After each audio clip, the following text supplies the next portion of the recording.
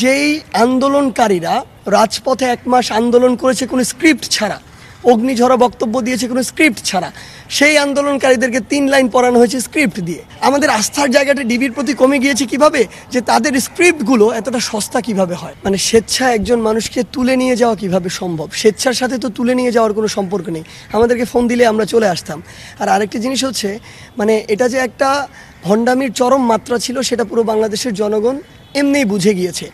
যেই আন্দোলনকারীরা রাজপথে 1 মাস আন্দোলন করেছে কোনো স্ক্রিপ্ট ছাড়া, অগ্নিঝরা বক্তব্য দিয়েছে কোনো স্ক্রিপ্ট ছাড়া, সেই আন্দোলনকারীদেরকে 3 লাইন পড়ানো হয়েছে স্ক্রিপ্ট দিয়ে। তো এটা যে স্ক্রিপ্টেড এটা তো বোঝা যায়, এটা প্রেসক্রাইবড একটা জিনিস। আবার আমরা সেখানে থেকেছি ধরুন 6 দিন, আমরা 18 বেলা খেয়েছি।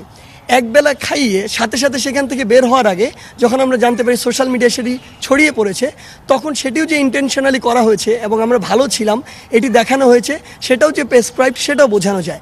এমনকি আমাদের পরিবারের সদস্যরা, আমাদের টিচাররা একাধিক দিন গিয়ে ওইখানে সারা দিন দাঁড়িয়েছিল, তাদেরকে ঢুকতে দেওয়া হয়নি। যেই একদিন ঢুকিয়ে ইচ্ছা করে খাওয়ানো হয়েছে এবং ভিডিও করানো হয়েছে এবং এরপর আবার আর ঢুকতে দেওয়া হয় নাই, সেটাও যে প্রেসক্রাইব সেটা তাদের কার্যক্রমে বোঝা যায়। আমাদের আসলে 100 গ্রাম রাঁধুনি হলুদ বা মরিচের গুঁড়ার সাথে 2টি এবং 200 গ্রামের সাথে 4টি রাঁধুনি স্বাদ মিশালি ফ্রি। আমাদের আস্থার জায়গাটা ডিবির প্রতি কমে গিয়েছে কিভাবে, যে তাদের স্ক্রিপ্টগুলো এতটা সস্তা কিভাবে হয়।